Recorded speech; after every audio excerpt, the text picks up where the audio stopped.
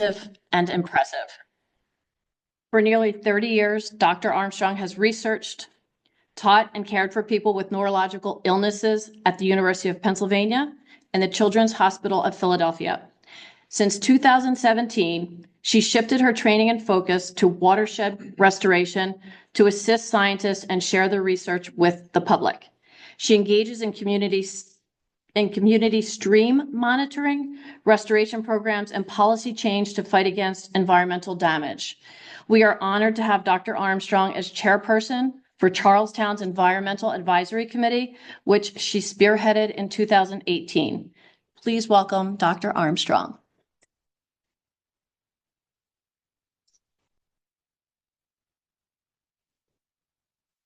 So I'm going to go to my first screen first. And if I don't get it right, my trustees, tech skilled people will do it. There it is. Almost. Hit this. Oh, no. Yeah. Nothing ever goes to plan. So while they're getting it into the right view, I want to tell people on Zoom that we did mute you all because there's not going to be a lot of time for questions during the presentation, but we will unmute you at the to the Zoom participants. We'll unmute you at the end, and if you don't mind holding your questions till the end, that would be great. Okay, so first I want to applaud you all who are watching this. You must know you're going to be learning about some difficult things, so that's why I'm applauding you. It's better to, forewarned is forearmed. You will be able to make better decisions that way. So this talk is going to have 3 parts to it. The first part is going to review a few things about plastics themselves and how much is in the environment, where it is, and so on. Then we're going to look at the health conditions that are associated, that we know so far are associated with plastics and their chemicals. And then I'm going to show you some of the most recent studies showing how far into our tissue and cells the plastics have gone and why they were able to get there.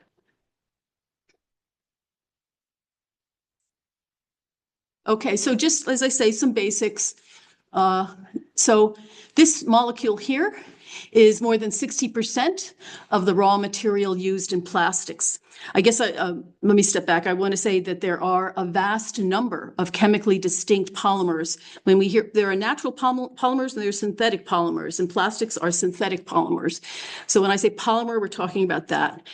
And these different distinct polymers have varying degradation pathways. So there are an equally wide range of stabilizers, chemical stabilizers.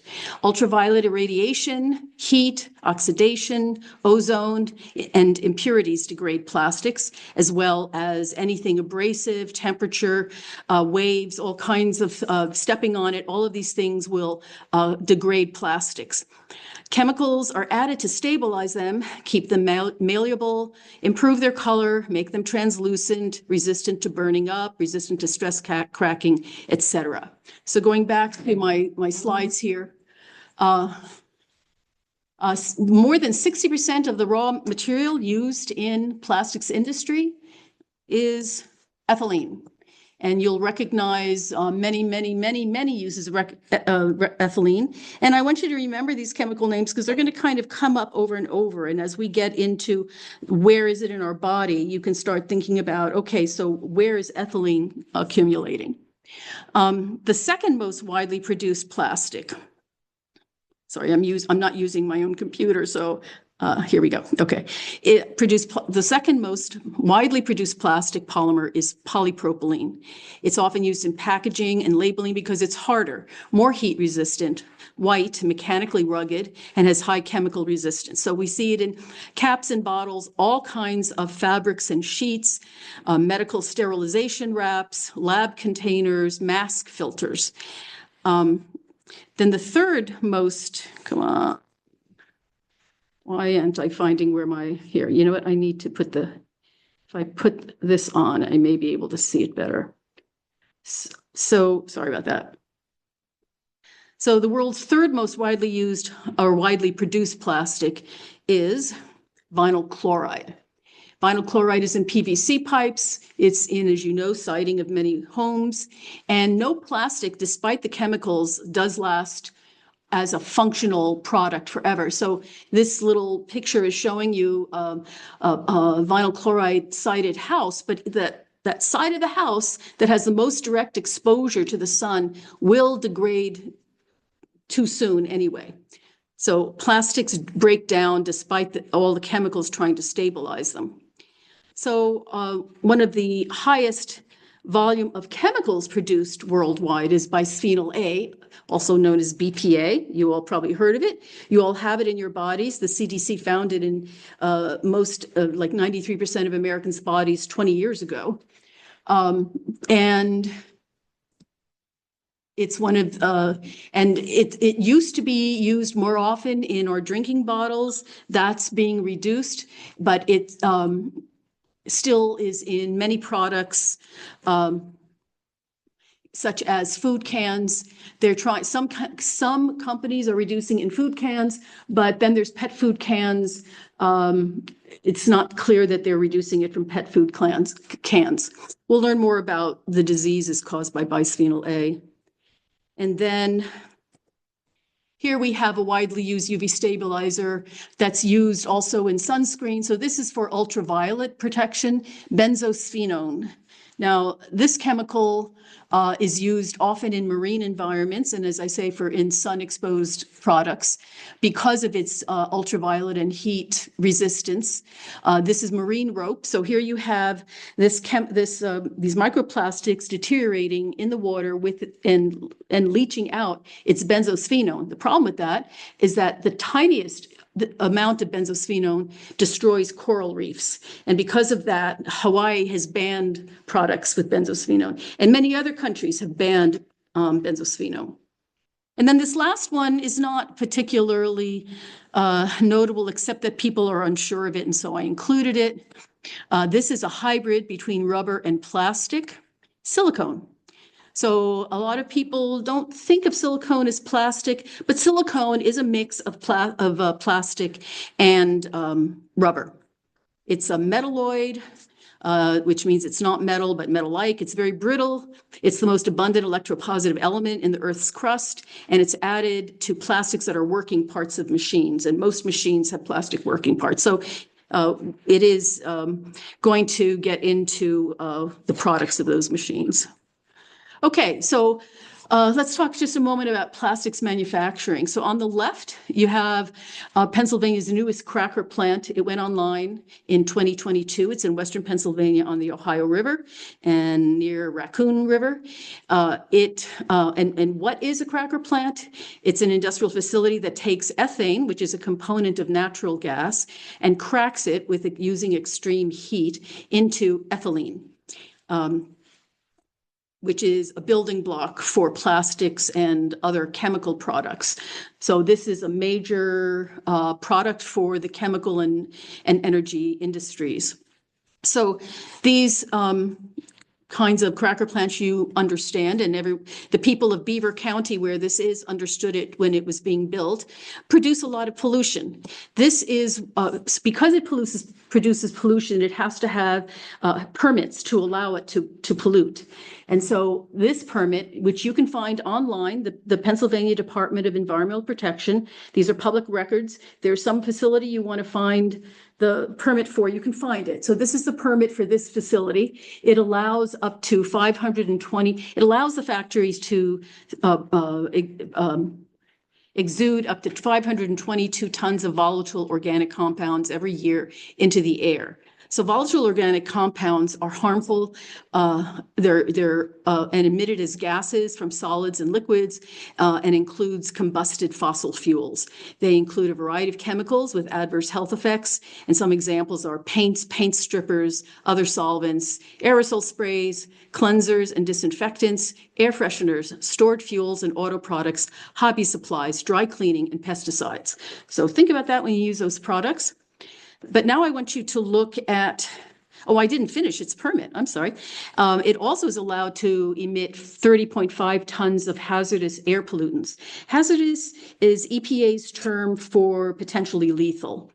And then it's also allowed to emit 323 tons of fine particles every year, which every doctor knows is associated with a lot of chronic diseases. We've known this for decades. It's also allowed this factory to emit 620 tons of fugitive releases of volatile organic compounds. A fugitive release means didn't intend to emit it, but oops, it got emitted. So that's what's going into the air. So now I want you to look at this other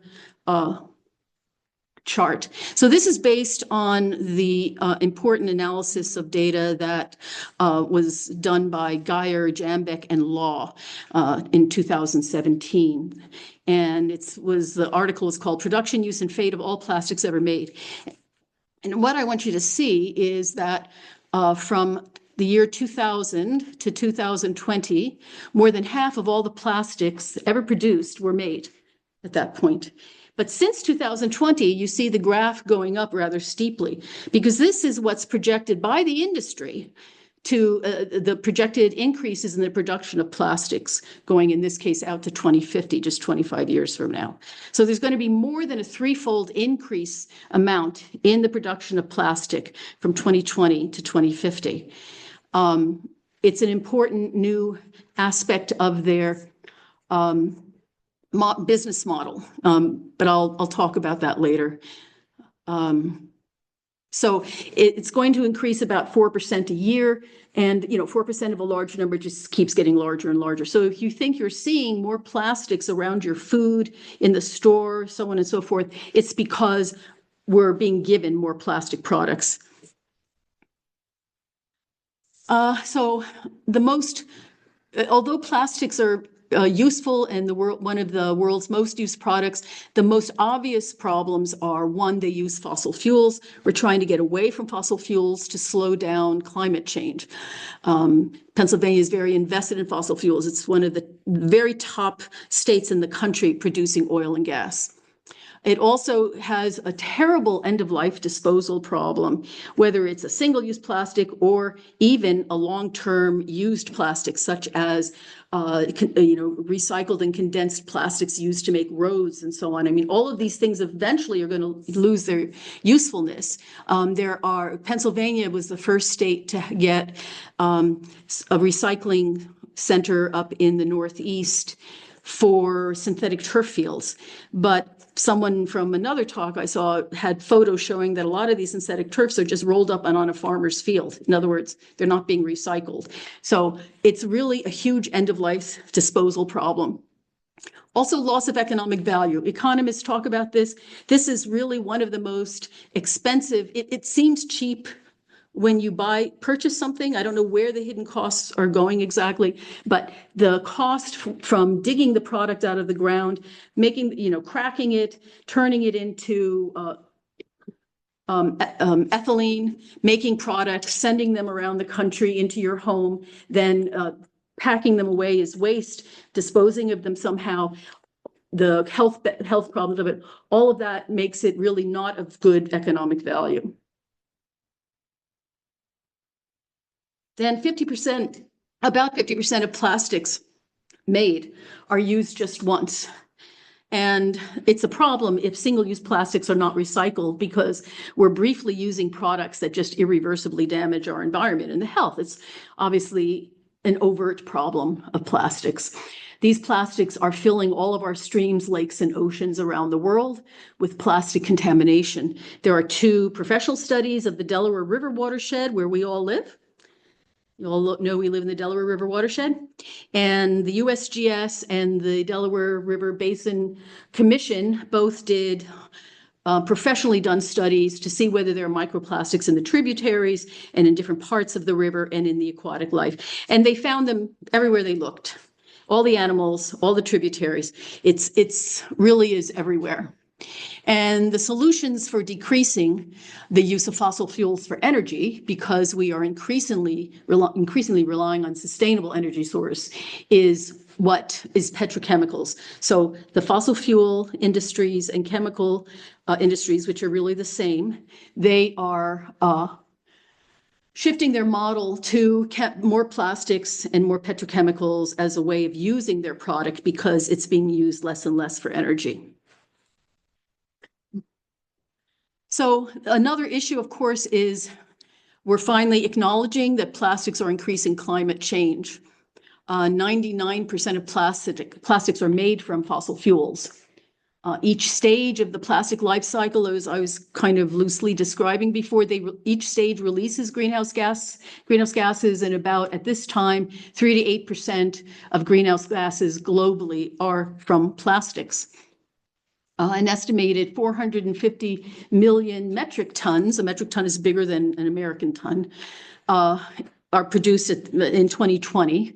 And that 450 million tons accounts for 12% of global oil extraction and 8.5% of gas extraction.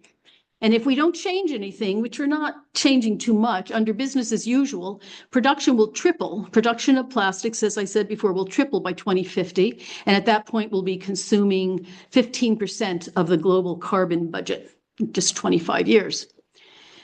Large plastics, they're pretty light, but they take up a lot of space in landfills. They make up about 21% of global municipal waste. So we're spending a lot of time moving that around.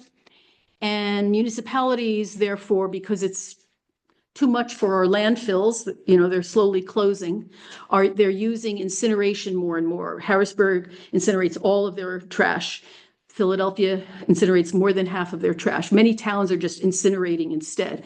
And the thing is, though, that each kilogram of plastic that's incinerated emits 2.3 kilograms of carbon dioxide. So let me just talk a little bit about microplastics so you know what they are. So the definition of microplastic is anything that's 5 millimeters or less. That's about the size of a lentil. And some people are a little confused about what it means when we say that plastics are degrading or breaking down. They're not biodegrading. They're just breaking down into these smaller and smaller parts, like we see here. These are various microplastics, which you can see some of them, and some of them you can't see. They're too small to see. So microplastics are less than 5 millimeters. What is a millimeter? Millimeter is 1/1000th of a meter. A micrometer is 1/1000th of a millimeter, and a nanometer is 1/1000th of a micrometer. So nanoplastics are down at that extremely tiny level. And really only in the I would say, past 5 years have scientific methods, reliable, resulting in the same outcomes from different labs, been developed that can measure some of the nanoplastics. Of course, they may be smaller and smaller that we can't measure, but you're going to hear some very awesome numbers about how much plastics there are once we can measure these nanoplastics. So just want to touch for a moment on recycling. Is recycling the answer?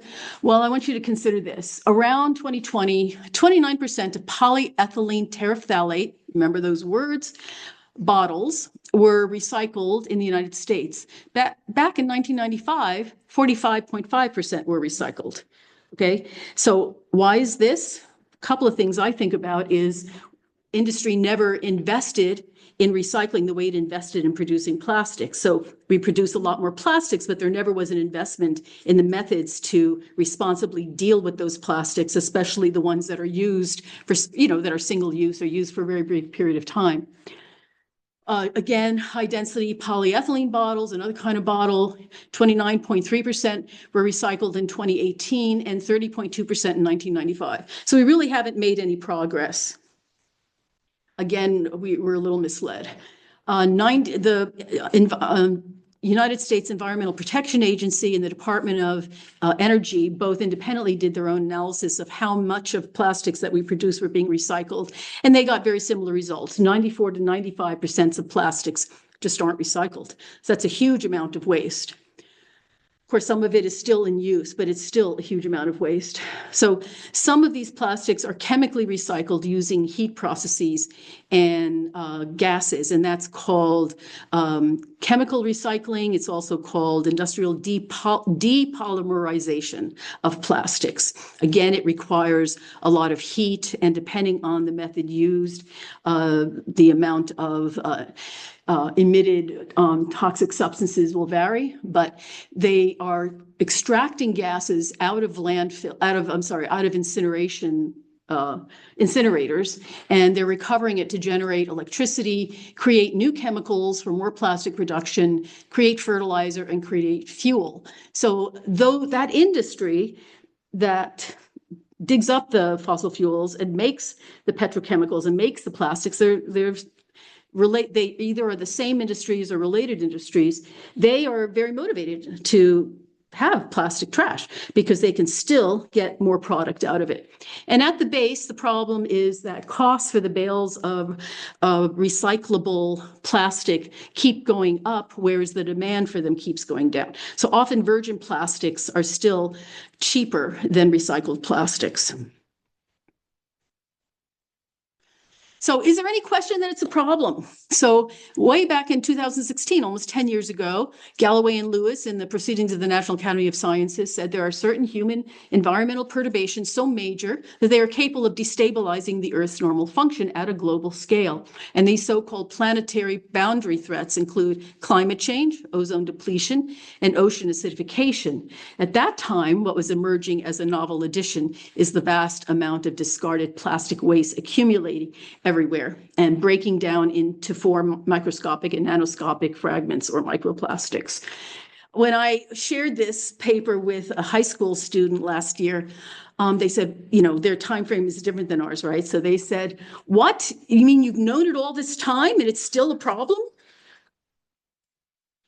So how are we exposed? We're exposed through the air, through the troposphere. The troposphere is the layer of the atmosphere that we live in. It's where we live. It's where we fly our planes. It's where our weather is.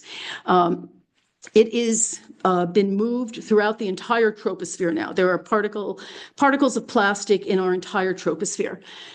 We also experience a lot through indoor dust.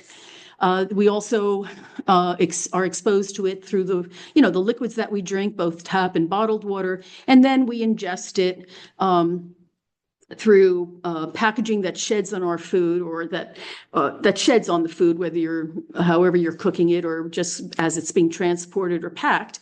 And also we ingest it because the animals and vegetables we're eating have eaten plastic themselves. So I like this old paper.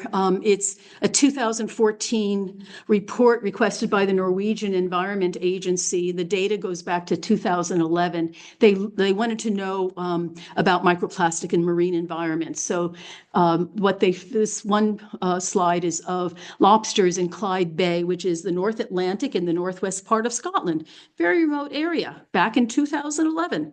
Well, 83% of the lobsters at that time, and probably all of them now, have microplastics, had microplastics in them, and 62% of those lobsters had these balls of wadded up fibers and particles and sheets and things like that. So as you can understand, in someone's intestinal system, this is going to be a problem. It's going to make them feel full when they're still hungry. They're not going to be able to eat as much, and it ends up disrupting other physiological functions. So are microplastics found in our food and homes? Well, I'm sorry to have this list, but we have to face it. It's in all sea salt. So whether the salt is coming from the Himalayas or the Arctic or wherever, it's got microplastics in it. It's in all seafood. We hoped when these papers were first coming out about 15 years ago, that it was just the animals were going to eat it, the marine animals were going to eat it, and it was just going to be excreted again. And so if you didn't eat the intestinal tract area, then you wouldn't be, eating plastics. Well, the story has changed. We now have a lot of information that tells us that it's in the edible portion of all of these animals. And then they are also ingesting lower species that have eaten plastic. So it's just bioaccumulating in each species as you go up the food chain. And the toxic chemicals that are in the water or that are in the plastics in your prey, they get accumulated as well. It's in sugar, it's in honey. This next study is from this little agricultural area of Turkey. They wanted to know whether there were plastics in the food, their favorite fruits and vegetables. So they looked at those species, pears, apple, tomatoes, onion, potatoes, cucumbers, and they found that microplastics in all the edible parts of the fruits and vegetables, and the most were in tomatoes. And there are multiple ways that it got into those foods. It's in these are just the most recent studies. It's in 81% of tap water, of which more than 98% were fibers. And all of the studies I've ever read of microplastics in any kind of water environment, they always find that the fibers are the most common. So it's a common finding. And then all bottled water, no matter how many studies, they look globally, they look at all different brands. Here's a recent Chinese study looking at different brands, both at the number and the total mass of plastics. So as I say, as we've gotten better at measuring them, we've now found that bottled water has between 125,000 to 275,000 particles per liter. Then tea bags are something that I've now ejected from my household because too many of them still have plastics in their paper bag, and it's not easy to find out. I checked just a couple of days ago for what might be online and found that, I don't want to name any companies, you can look it up too, but there's, a company may be trying to eliminate and one company eliminated 99% of the plastics in their bags, but other companies still have a lot of plastics in those bags, and it's hard to find out. So if you want to know, you have to call the company of your favorite tea. I like loose tea better anyway, and it tastes better and it's great. 14.7 billion nanoplastics per tea bag. That's a problem. It's in beer, it's in toothpaste, it's in polypropylene baby bottles. Now, sorry. Back in 2012, the FDA banned baby bottle manufacturers from using BPA in the bottles. So at that time, baby bottles were switched to polypropylene. But someone did a study to measure the nanoplastics, so going down to the small level, a group did, of formula in baby bottles. And they found that by the time that you put the formula in, which probably has plastics in it, and water, and then you shake it, you heat it, you might shake it again. By that point, there were between 1,580,000 particles, 1,580,000 particles per bottle. Per what an infant would consume in a day, but every day. So an infant would consume that many particles every day. Globally, they measured these things globally. They found that more more developed countries actually had higher levels of particles in their baby bottles. So when you were pointing out the importance of protecting our children, it's starting at least here, if not before here.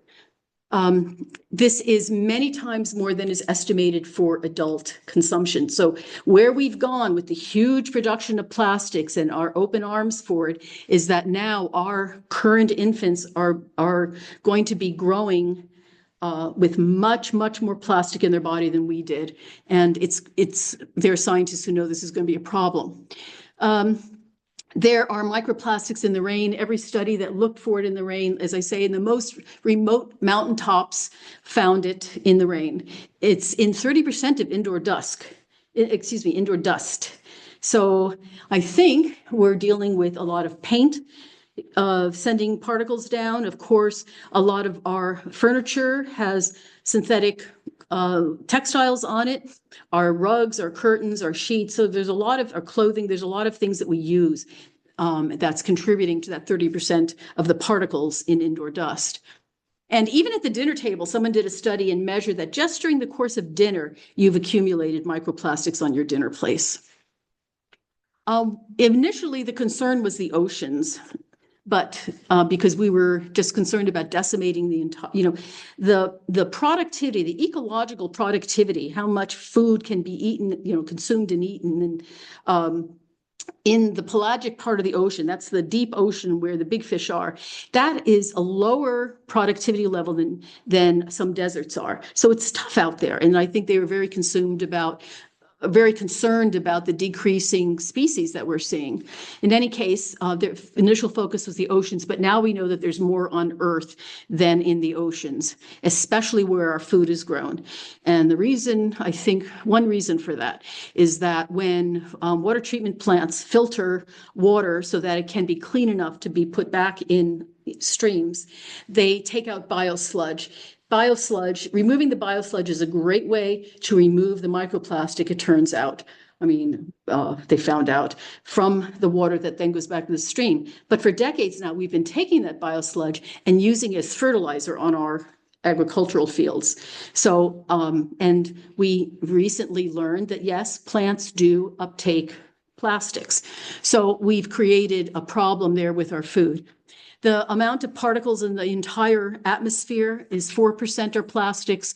Most textiles are plastic these days. Clothing, it's 60%. But, the textiles are used in construction. They're used in landscaping. They're used in gardening. They're used in many, and those are all synthetic. And then anything stored in plastic bottles or heated in plastic containers is going to have plastic in it. So who and what is at risk? Well, everyone in the world is at risk and all life forms are at risk. Another issue about plastics is that when it is released to the environment, it serves as carriers of other contaminants. So plastic additives, those chemicals that make plastics useful, plastics wouldn't be useful unless the chemicals were in them. They leach from plastic as soon as it hits the environment. EPA has confirmed this. As soon as it hits the environment, it begins to leach those chemicals. And then those chemicals get transferred to the tissues of animals because plastics are lipophilic, which means that they're attracted to and will bond with anything that has fat in it. They are hydrophobic, which means that they won't dissolve and they won't bond with things that will dissolve in water. So the problem is that lipophilic chemicals are the most dangerous chemicals for our health.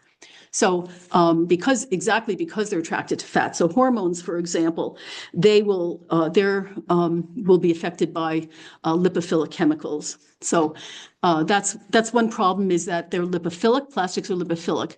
And then also pathogenic bacteria and viruses will adsorb onto plastic. That means they stick onto their surface, they'll even indent on it, so that plastics can transport diseases. Also, nanoplastics. So the smaller the plastic is, the more injury it causes in the body, the more prolific it is. That is, the more you look for it, the more you find, and the more widespread it is in the body, the more places and cellular levels and genetic levels in the body you can get to. Denser plastics are another problem because they settle to the bottom and accumulate in sediment. And biologists say that once it becomes 5% of the once plastics become 5% of the sediment, it's going to disturb the entire food web. Both pollutants that adsorb onto the plastics and additives, the chemicals that are in plastics, they damage the immune system and makes it more subject to oxidative stress, those oxygen-free radicals that cause inflammation and damage cells. They reduce feeding in various ways. They either block the gut. Of course, they strangle animals too. That's another way to stop it from feeding. But also animals that have consumed it will feed, their feeding behavior changes. So there was a study where the small plankton, Daphnia magna, were fed microplastics. Unfortunately, they died within 24 hours. I think the smaller the animal, the quicker it dies from plastics. But they were in this was a laboratory study. They were in whatever tank they were in with fish, and the fish consumed the Daphnia magna. And what then happened in the fish is they started when they were going after prey, they would swim beyond it. They would be too slow. Their just feeding behavior became abnormal and they fed less. So there's multiple impacts to feeding. It causes immune dysfunction and it results in lower levels of mortality. And unfortunately, plastics are part of the story of loss of biodiversity and even, the sixth extinction.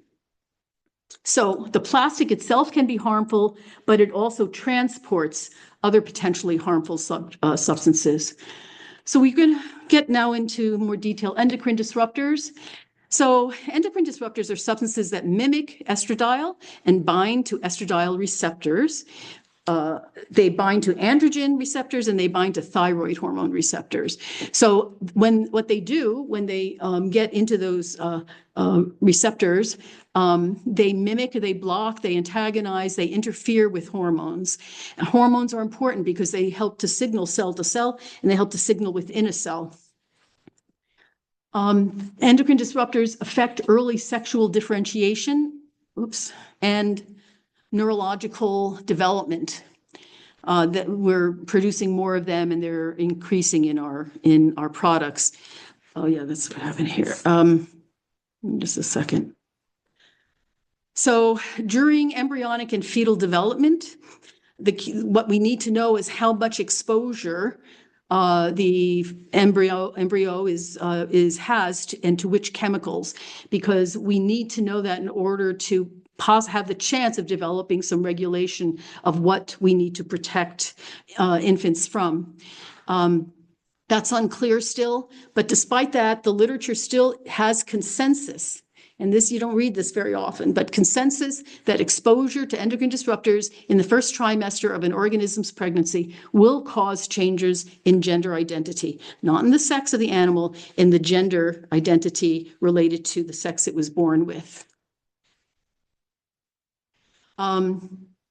Is sexual orientation identity changed by environmental influences? It's still premature to conclude, but recent evidence on phthalates in particular are suspect at this time related to gender dysphoria. I was able to find 4 studies from 4 different countries between 2016 and 2024 that were looking for either the amount of phthalate metabolites or which particular phthalate metabolites were related to were related to gender behavior that was different than the sex assigned at birth.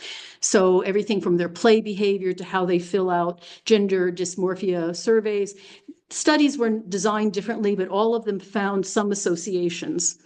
So that's still to be understood.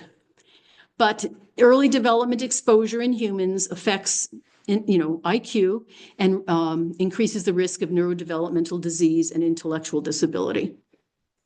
So we're not going to go through all of these. I just want you to see that there is a lot known already about these chemicals, these plastics and the chemicals that are added to plastics. These are not an exhaustive list. These are lipophilic chemicals, but we know already that all of these diseases in red are associated with those particular chemicals, and even to the point that dioxins, which are not added to plastics, somehow get produced by the end of the creation of plastics. They don't really understand why that happens. So I just want you to know that there's a big literature on how plastics and their chemicals are related, as well as other, as I say, this isn't just plastics, this is other chemicals as well are related to disease. This, again, is a lipophilic study. Zelliger did it back in 2013. It's a review. He just pulled out all of the papers, case studies, controlled studies, epidemiological studies. He just looked at all the studies in people who had been exposed to these lipophilic chemicals that are, some of which are used to make plastics, and found that during that 20-year period, 1990 to 2010, cognitive neuropsychiatric and behavior disorders increased by more than 37%. Parkinson's disease, which we've long known has an environmental component to it, increased by 75%. Alzheimer's, which we did not think had a direct environmental component, but we now know that it does, increased by 100%. Autism increased by 30%. It has increased since then. Autism is now 1 in every 36 children of a particular age. So 8-year-olds, 1 in every 36 8-year-olds have autism now. And for decades, pediatric studies have been collaborating to try to find the genetic markers of autism. They haven't had a lot of success with it because they found too many markers. They found too many genes that are in different people. So there's no clear marker, there's no clear pattern. But what I learned from a training I took just recently, that now 60%, let me go back. We thought that autism would be revealed by these genetic markers, but and that it is sometimes passed down. So there is a hereditary factor to it. It passes through the father, is the strongest pattern. But now they know that 60% of the mutations in the genes of people with autism are spontaneous. They're not something they're born with. They just spontaneously mutate. So there's certainly a concern about environment. This is not new. There's been a concern about environmental causes of autism for quite a while, because they found that people who live near highways and things like this, urban highways, that they have higher rates of autism. But so we don't have the answer yet, but it's been increasing and hasn't stopped increasing. Attention deficit hyperactivity disorder increased by 16%. Diabetes increased 200%. Again, these lipophilic chemicals, they are attracted to fats. The brain is 60% fats, so neurotoxicants could accumulate there. Move on here. So now we're going to get into individual studies. So microplastics in our blood, there have been a few studies of this. This is the most recent one from 2024. This study not only was looking for plastics, but they wanted to identify as many polymer types that they could. So they found 24 in their subjects. Their subjects were 20 healthy adults who were not on drugs. They used strict methodological controls, used blanks. They did find microplastics in the blanks, but more were in the humans than in the blanks. They wanted to identify the size and shapes of the polymers, and they wanted to see if they could find the chemical additives that leach from the plastics. So what they found was microplastic polymers in 18 of 20 of the blood donors. 40% of the samples met thresholds which for quantifiable microplastics, which essentially means that if they look for it again, they'll find the microplastics again. And the most common were the ones that I underlined here, all with ethylene in it: polyethylene, ethylene propylene DN monomer, ethylene vinyl acetate. Anyway, up here, this first chart, these are the 24 polymer types. These are the 20 individuals. Here are the 2 that didn't have any plastics in them. And here's the content, the polymer type of the other 18 people. And then for the group as a whole, here's the prevalence of these different polymer types. So the most common was polyethylene in maroon here. In green, it's this ethylene propylene DN monomer. The next is the other ethylene vinyl acetate, ethylene vinyl alcohol. Next one is nylon. Next one is polystyrene. So those were the most common found. The most prevalent, that is prevalent, meaning how many people had that particular polymer, was phthalates. It was found in 20% of the samples.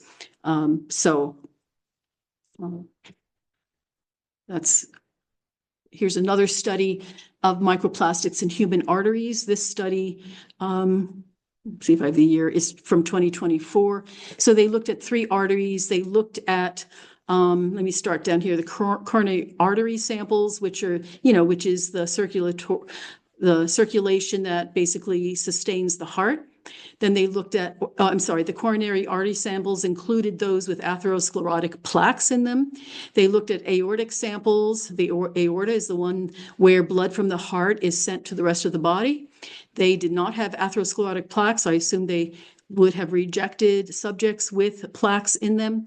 And then carotid artery samples. So, oops, why did that happen? So how can I get it on the screen? Thanks so much. The carotid artery samples that go from your heart up to your neck to your brain go to, central areas where they then disperse through the anterior parts of the brain. So basically, they have a nice little diagram here that shows that the 4 types of microplastics they found were polyethylene terephthalate, you've heard that before, polyamide, polyvinyl chloride, you've heard that before, and polyethylene, you've heard that. So each of these artery samples, I'm sorry, I didn't tell how many people, they were 17 arteries from 17 subjects. They looked at all 3 artery types in all of the subjects. And they found that all of them had those 4 polymers, except for the aorta, which did not have polyethylene in them in that sample of 17 people. Here's another blood vessel, but this time we're looking at a larger group of subjects. So these are carotid endarterectomy. So they're removing part of the carotid arteries to take out plaque, essentially. And they looked at 257 people. All of these people were had inclusion and exclusion criteria, such as they were ruled out if they had cardiac problems, cancer, secondary causes of hypertension, post-op complications from the carotid endarterectomies, incomplete data, or were lost to follow-up. So all of those people had the carotid endarterectomies. And then they found 2 groups. The plaque plus group, that's those who had plastics in their plaque, and that was 150 of the people. And then those who did not have plastics in their plaque, that was 107 people. They followed them for about 3 years. And I'm going to refer to plaque plus plastics patients had 4.5 times higher risk of health events, non-fatal heart attacks, non-fatal stroke, and death from any cause. All of the plaque plus patients had polyethylene, 12% had polyvinyl chloride. They looked at 11 types of plastic polymers altogether. And most of the particles they found were nanoplastics. They also looked at so here's a beautiful slide showing inside macrophages. So macrophages are related, create inflammation. So they're often found in various health conditions, and they were in the plaques. So they could see that inside the cell of the macrophage, so inside an individual cell, they found these nanoplastics that they're pointing to with their arrows. They also found them outside of the microplastics. Outside of the macrophages in the plaque. They looked at 6 types of pro-inflammatory cytokines, which are proteins that contribute to inflammation. One of them, I just picked out 2, TNF alpha, where you can see that the patients with microplastics had a higher mean level than the patients without plastics, and had many patients had much higher levels of plastics. And you see a similar pattern over here for interleukin-6. So the authors acknowledge that there are other health conditions that can be causing these high rates of pro-inflammatory cytokines in patients with plastics, but it's still helpful information. Leave it at that. So here's a large intestine study. There have been, I think, a few intestine study, including examining fecal material. All of these 11 adults. So I just want to say these studies where you're going down into such a fine level, the nanoplastic size, you're looking inside of cells, looking at exactly what kind of polymers is a very labor-intensive kind of research, and it requires very expensive equipment. And so it does not surprise me that some of these studies, which may not even be done with a lot of research funding, are being done. But in any case, they looked at 11 adults who had had colectomies. Turned out that 2 of them actually had normal colons, but nevertheless, in all of them, including those with normal colons, they found an average of 331 plastic particles per person. Again, they were very careful in their technical and laboratory techniques. What they found were 91% filaments. 90% of those filaments are shown here were polycarbonate. 50%, the the little picture of here were polyamides, and 40% of the subjects had polypropylene.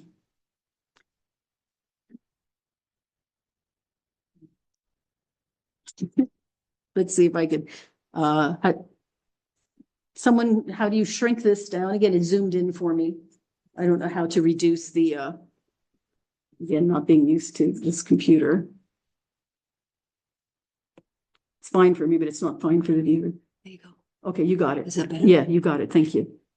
Anyway, they found that their outcomes were consistent with the other studies that had been done.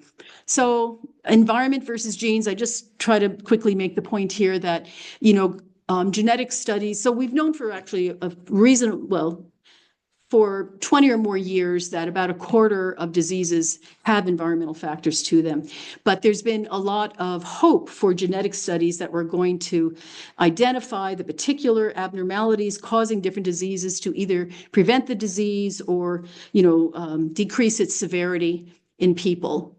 And this author Willett published in 2006 that we know that both genetic and environmental factors contribute to various diseases, cancers, and other major causes of mortality. But now various lines of evidence indicate that environmental factors are actually the most important. And they go on to make the point that we've invested a lot in genetic research for disease prevention, but that may have distorted research priorities and spending and avoided our research into the environmental causes. And now 70 to 90% we know of chronic diseases are probably due to differences in environments. So we're going to talk about the blood-brain barrier, a little cartoon here. So the blood-brain barrier, where's my laser? Oh, I really need the laser. Here it goes. Okay. Go back to the pointer. Okay. The focuses on these cells here, the endothelial cells. So this is a blood vessel, maybe a micro blood vessel, and it's lined with endothelial cells. And you see the junctures between the endothelial cells. That's the blood-brain barrier. So when something comes through the blood vessels that is either a pathogen or a harmful microorganism or a contaminant or something hazardous, the various signaling occurs that I'll show you a little bit of that causes these junctures to tighten so that nothing can pass that blood-brain barrier. The blood-brain barrier prevents the unrestricted exchange of substances between the central nervous system and the blood. And it also conveys information between the central nervous system and the gastrointestinal tract. So they are closely communicating with each other. So I'm just going to go on to the next explanation of how the blood-brain barrier protects the brain and placenta. So this is one of the most, I'd say, elaborate defense systems in the body, protecting our most important geography, that is the brain and our next generation. And as I said, it starts with the endothelial cells. They can form tight junctions to form a barrier. These cellular junctions maintain the integrity and permeability of the micro blood vessels and regulate passage through the blood-brain barrier. Then there are parasites. So I'm sorry, here's a blood vessel here. On the right, and the surface here, these are the endothelial cells. Well, inside what they call the basement of the blood vessel is parasites. They are associated closely with the endothelial cells. So these parasites, give structure and support to the microvessels, and they signal with the endothelial cells to influence that permeability. The parasites also perform immune-like, cell-like functions in the brain, where they can sense, engulf, and destroy potentially harmful blood-derived microorganisms. And then there are the astrocytes, which I'll show you in a moment. Astrocytes are star-like shape, have a star-like shape. They're probably the most prolific cell in the cortex. The gray matter is gray because of astrocytes. They support the cells of the blood-brain barrier, and they also recruit peripheral cells, such as white blood cells, into the central nervous system through the blood-brain barrier when, defense is needed. And then finally, there are microglia, which are immune cells of the central nervous system. They are also part of our Yeah, our immune system. And they're not part of the blood-brain barrier, they're next to them. They are an immunological defense against potential pathogens or toxins. So here's a picture of it. We have over here astrocytes near this green endothelial cell. Next to it is the purple parasite. Here is the juncture for that endothelial cell. Here are the microglia that are ready should something, I guess, come through the blood-brain barrier that is dangerous, that they're there to create inflammation and try to immobilize immobilize the invading substance. Then there are also, as I said, astrocytes that are part of the system as well. So there's just a brief overview, because we're running out of time. And then what happens when plastics cross the blood-brain barrier? So in this picture here, we're seeing that these were polystyrene plastics, nano size, that were fed to mice, goes through their digestive systems and into the blood, the circulation of the brain. Once they're in those blood vessels right here, so when they've arrived, the blood-brain barrier is tightly closed, right? But they influence the blood-brain barrier. They cause the blood-brain barrier to increase its permeability. It opens up the junctions, and it's dose dependent. So the more plastic there is, the more those blood-brain barrier becomes deregulated or dysregulated. So the cartoon shows that that's what it's done. It's opened up the blood-brain barrier junctures. It's allowed the plastics to leave the blood vessel and go into the brain. It causes it to stimulate microglia, and then they also cause damage. Here's another nice depiction of what happens. So up here at the top in dark gray, that is microplastic or nanoplastic. Surrounding it, the light gray, is cholesterol. So the nanoplastic is hiding in the cholesterol like a Trojan horse.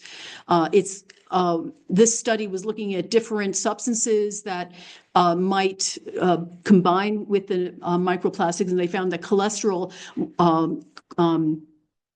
corona. So cholesterol surrounding the nanoplastic is what actually is most effective at getting the plastic through the blood-brain barrier. So they're showing it here.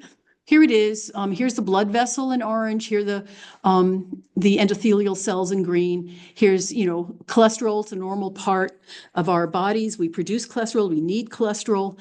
And so it's not a foreign substance.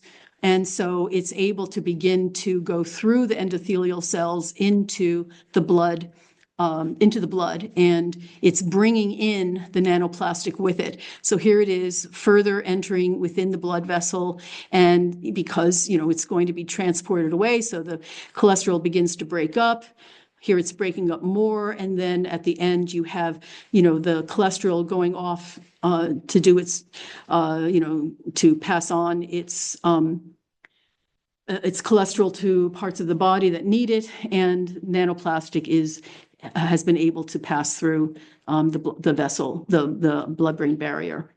So nanoplastics through these ways become internalized to a variety of cells. So this is one of the placenta. This study, I'll try to be quick, but these animal placenta studies show that plastics that have crossed into the placenta disrupt the immune system. They're genotoxic. They cause cell death. They're inflammatory. And they cause dysfunction of organelles, which are, the substructures within cells that have important functions for cells. They cause increasing oxidative stress and other physiological problems. They cause alteration in brain cells, change neural development, and change the cognitive capacity. And so these mice pups had reduced sociability, social recognition, increased repetitive behavior, and behaviors that were similar to autism. So this was a human placenta study. They had 10 normal, healthy pregnancy placentas from women 25 to 39 years old. They were very careful, once again, to exclude other potential causes of health problems in the mothers. And they were looking to find how far into the placenta. Oh, why does that keep happening? Which key did you use to get out of this? Click on the slide that you were. Click on what? The slide that you were on, the one that's highlighted in red, 25. Just put your mouse on 20. Where might hear this one? There you go, just click on it. Sorry. Okay.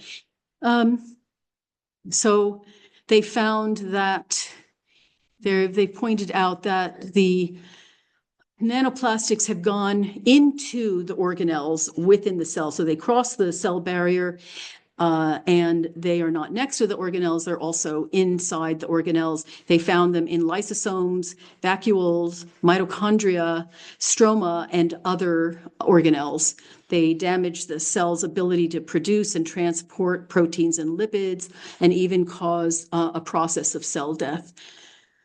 So that's, of course, a huge problem. That means that it means that there's a potential for development of children to be altered by the presence of plastics in their embryonic space. And these authors posited that these plastics that everyone's being exposed to may be partially responsible for the epidemic of non-transmissible diseases around the world, not the infectious ones. Okay. This one I'm going to skip, except to say it's really interesting, but that GFAP, which is a kind of protein, glial fibrillary acidic protein, when it's reduced, it's associated with neurological injury. And they found in both young and old mice that only those that were fed plastics had a decrease in GFAP. Okay, so these are three general ways in which plastics are transported. One, through the intestines and gut wall, where it goes, the epithelium are the cells that line the intestine and gut walls. They are able to pass, our nutrients frequently pass through the intestinal walls into the lymph system, as well as blood vessels and eventually the blood-brain barrier. And then also it goes, when we breathe in plastics, that gives it access to blood, and of course, can impact the heart, and then through the blood-brain barrier itself, it gets access to the brain and placenta. These are all the organs. I'm going to kind of skip this, but these are all the organs that we've been finding plastics in so far. Basically, pretty much every time they looked, they found them. But now I'm going to tell you about the plastics in the brain. Who here, please just raise your hand if you've heard about the study of plastics in the brain. Okay. So just one person. This study actually first came out in 2024 in a site where it hadn't gone through complete peer review yet, that the NIH, National Institute of Health, set up for papers that were particularly important and to allow other scientists to kind of weigh in or provide more data. So this is the 2024 version of it. They looked at post-mortem brains from 2016. They looked at liver, kidney, and frontal cortex of brains in each subject. In 2016, they had 17 males and 10 females. They looked again at a separate group in 2024. They had 13 males and 11 females. Their ages were an average of about 50, but they ranged from, a middle age to old age. They found in 2016 that in the kidney were a mean of 666 micrograms per gram of tissue. So in this case, they took the tissue and pretty much metabolized it and then centrifuged it and, turned it into a mush, and then measured the number and weight of the weights of the microplastics in the tissues. So that's why they're given in weights. In the liver, they found 465 micrograms per gram, but in the brain, they found 357 micrograms per gram. Just as a comparison, another study found 126 in the placenta. The one we just looked at was about 116 average. It's also been found in the testes. But in 2024, the authors were shocked to find that the mean had gone up to 4,806, up to as high as 8,861. So micrograms per gram. So 74% were polyethylene, and they were not fibers. They were shard-like appearance of particles. So now I'm just going to move on to the final published version in February 2025. So what happened was more brains were contributed from Duke University, Harvard University, and the National Institute of Child Health and Human Development. And that's what's down here are all the normal brains. These are the brains that were donated were from an earlier year, 1997, earlier years, 1997 to 2013. So here's what they found in the earlier years from those brains from three different facilities, three different brain banks. And then here's what it was in a New Mexico study. Here are the normals that they had in 2016. So there you can see over time, there's increasing level of microplastics in the brain. And then in 2024, the mean level went up some more. But New Mexico, meanwhile, also contributed 9 dementia cases. So look at the scaling here in the normal brains. It goes from 0 micrograms per gram up to 10,000, or actually it was 8,600 micrograms per gram in the normal brains. But the dementia brains start at 10,000 and went up to 50,000 micrograms per gram of plastics in the brain. So in this case, they didn't just, mush all of the brain together. They took slices, and that's what you see on the right. They took pathology slices to show you what it looks like. So from this section of the frontal lobe, you can see kind of the sparkling fragments of microplastics. These are the ones that we can see from the slide, right? Without a microscope to look further. You can see them distributed through this section. Here's another one taken from this part of the frontal lobe, and you can see them sparkling through here. So the authors were careful to say that they could not conclude that plastics in the brain had caused the dementia. Clearly, there's a huge difference in the subjects. Because dementia also changes the brain's ability to clear itself, whatever, they don't know that much about the brain's ability to clear itself, but, and each organ has a different capacity in that way, but the brain has some ability to clear itself. So either the dementia itself altered the brain's ability to clear itself of plastics enough that it has such high levels, which means that perhaps these individuals had high levels too, but managed to clear them, or the microplastics contributed to the dementia, or both. So that's still to be understood. Okay. So here is a really interesting model by this geneticist, Navio, from University of California, San Diego, who's a mitochondrial specialist. And he's proposing that plastics are causing a kind of continuous cell danger response because humans and other animals, of course, are being exposed to nanoplastics in human placenta, which stimulates the cell danger response. I'll tell you more what that is in a moment. It alters the organelles and the mitochondria right inside cells. It causes epigenetic change, so it changes the way how genes turn, the components of genes that turn on and turn off, and it then alters fetal developmental programming. And he's very concerned that it's going to change the way development looks. We may, of course, be seeing that now in some of the behavioral problems, and perhaps the gender dysmorphia increases. But the increased rates of behavioral problems is very striking. So some of the evidence he provides for that is that back in the 1980s, 5 to 10% of children lived with a chronic illness. But by 2018, 40% of children had chronic illness, 50% of teens, 60% of adults under age 65, and 90% of adults over 65 live with a chronic illness. So there's no doubt that our illness rates have increased. I'm not going to go through the impacts on genes. I'm not going to summarize the impacts that we've been talking about today.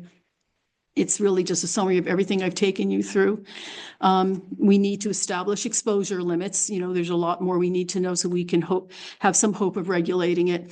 I want to share this with you. This is an updated in 24 economic analysis of the estimates of plastic attributable disease burden costs. All right, so what we can attribute to plastics and their chemicals. So here, PFAS. So looking at all ages of exposure from prenatal and both genders, looking at everyone, and all of these diseases that are associated with PFAS, the total cost of all of that is $24.1 billion per year. If we look at those phthalates that you've heard about over and over, you look at everyone and all of the diseases that's associated with it is costing us $68.9 billion a year. PBDE, which we saw earlier in one of the slides, if someone will be exposed prenatally, then their IQ development will be impacted. There will be greater intellectual disability. 98% of the population is exposed to PBDE, and it's, you know, they're estimating that there will be about 24,000 cases, cases of intellectual disability associated with this chemical, and the total cost being $162 billion. So that's kind of the data. Now I'm going to talk a little bit about what you can do. It's like we're so surrounded by it, it's only increasing, that, you know, there's no way that we can get rid of it. So the issue is, one, be aware, two, let other people know and make better decisions. So one thing I want to suggest is vacuum often, okay? We just have to, 30% of the particles seems like a lot of particles, and maybe look for alternatives to ceiling and wall paint. Don't you guys have some wooden walls in your home? Yeah, so that there are alternatives. Never microwave plastic food containers, okay? Everyone should know this by now. No cup of noodles, no food storage, and don't eat with plastic utensils. They also add microplastics to your food. Number 3 and 7 plastics, you should avoid. And, some food cans are still thought to have BPA in them. Use non-plastic containers for any purchases you make. Give up plastic drinking bottles of any kind. Absolutely no. Don't say absolute too often, but I'm saying it now. Absolutely no plastic bottles or plastic sippy cups for babies and children. The alternatives are easy to find. They are in Target. And when someone I know has a baby, I go buy them a bunch of glass baby bottles and metal sippy cups. So the alternatives are out there. Make your own cleaning products so you don't have to keep buying these bottles of heavy chemicals that, of course, are shedding plastics, and you're supporting the production of them. Look online for DIY, do-it-yourself cleaners, and you will find many, many choices. Much less toxic than what you're purchasing, without the colors, also the dyes. Try to purchase clothes of natural fibers, whether new or used. And this is perhaps the most important: keep healthy in all other ways. You need to maintain good nutrition with vegetables and fruits, high in vegetables and fruits, enough sleep, and regular exercise. I think I actually missed, let me go back. I wanted to tell you a little bit more. I'm so sorry to do it this way. A little bit more about the cell danger response. You're going to recognize some of this. It's an ancient and universal response to threat, stress, or injury. The mitochondria within all of our cells sense and respond to changes in the cell's environment, including safety and danger, injury, infection, and environmental pollution. The mitochondria alter gene expression, can trigger healing, and they can have a role in the rate of aging that we go through, and they can adjust our fitness and susceptibility to chronic illness. It's fundamental. The cell danger response is fundamental to the survival of all living things, and some of the signs of it are withdrawal from social contact, activation of innate immunity, decreased speech, fragmented sleep, head muscle and abdominal aches, changes in the gut microbiome, increased sensitivity to touch, sound, and light. So I think we recognize that not only in people with autism, but many of ourselves as well. The thing is that it can result in a chronic danger response. The cell danger response won't turn off until the cell finally receives an all clear signal. Before that, it will repeat the responses in an attempt to eradicate the perceived danger. Only in safety can a cell heal completely. He was concerned about what he calls the chemosphere, the chemicals on Earth that are part of every drop of water, breath of air, every particle of soil and sediment. Of course, there are natural chemicals too. We experience it subconsciously, but our cells are responding to the dangerous chemicals, many of which are man-made and toxic even at low doses. So being exposed to all of these unhealthy chemicals makes it hard for the cells to reach that all clear state. So now I'm going to go back to one other, this page of suggestions. There are these techniques that could be used to remove microplastics, but I'm not going to review those. I just want to add this. If you've done all you can in your own lives to protect yourself from microplastics and your children, can you talk to your family and friends and give them examples of what you do? It's really important to tell other people what you're doing. They may not change their ways right away, but they will think about it, and they often will take your example later. Represent a culture of good earth stewardship. Can you do more for your community by serving on zero waste or anti-pollution committees? Can you present to retirement in your HOA communities? Again, talk about it. Try to influence your community. Can you offer some time every week to support an environmental organization or an environmental club in a school to help them achieve their goals?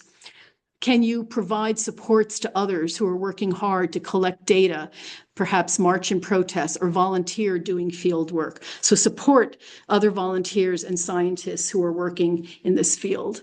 So I think that's, these are just some laws that were proposed in Pennsylvania but not passed. So I won't cover those. There are a number of legislatures who are trying to protect us with good laws to limit plastics and PFAS and so on, and they're just not getting out of the environmental committees. So thank you very much.